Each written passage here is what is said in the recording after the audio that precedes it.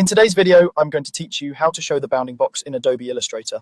If you've ever tried to resize or rotate artwork and nothing seems to appear around your shapes, the bounding box is likely hidden. The bounding box is that rectangular frame with small squares or handles that surround selected objects. It's a visual tool that makes moving, scaling, and rotating more intuitive. Turning it on takes just a moment. Start by looking to the very top of your screen where the main application menu runs horizontally. That's the top menu. Find the menu labeled View. This is where Illustrator keeps many of the display and visibility options.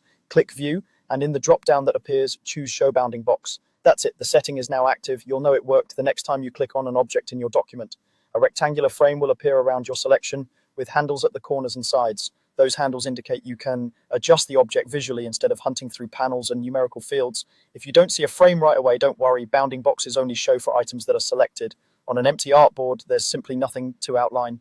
With the bounding box visible, everyday tasks become faster. You can judge proportions at a glance, align elements more confidently, and see the edges of complex groups as a single manageable outline.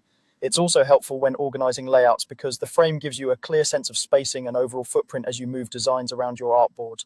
A quick note on what you might notice. Some tools temporarily affect how the frame looks, especially tools that edit paths directly. That's normal. As soon as you return to a general selection, the bounding box will appear in its usual form. And if you ever prefer a cleaner, minimal view, remember that the same view menu is where you can toggle this setting off again.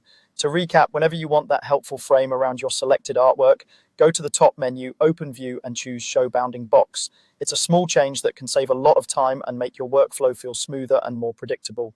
Give it a try on your next project and notice how much easier it is to see, select, and transform your designs.